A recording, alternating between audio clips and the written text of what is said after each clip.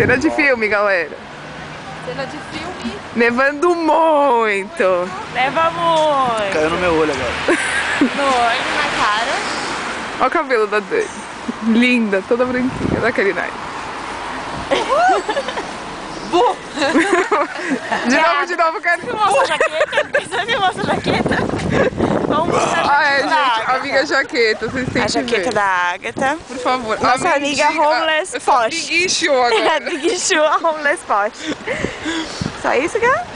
Vamos filmar. Vem comigo. Aqui temos nosso amigo Magnata. Ô, Magnata. Ó o casal. Olha o casal, olha o casal. Você repara que a distância é bem proporcional ao amor que a gente sente, Ah, entendi. entendeu? Esse aqui é o Magnata. Esse é o nosso Você amigo Magnata. tá vendo que ela tá na ciclovia e eu tô na calçada. Cruzeiro das Loucas, Magnata. Só tem louco. Magnata.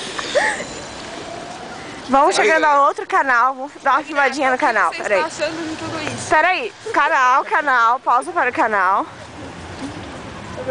E neva. Peraí, voltamos para o Magnata. Bem, Magnata, para de andar, caramba.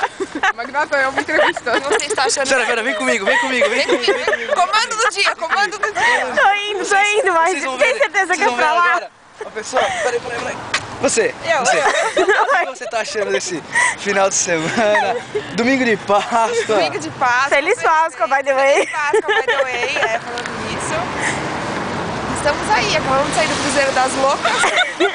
Loucas da terceira idade, né? Agatha, vamos entrar na entrevista, por favor. E o que você acha dos artefatos que você vai colocar no seu bolso quando você voltar? Vamos comentar dos artefatos mais tarde. Ainda não encontramos Se ainda tiver condições de artefatos. Se tiver condições. Então até a próxima. E vem comigo. Então...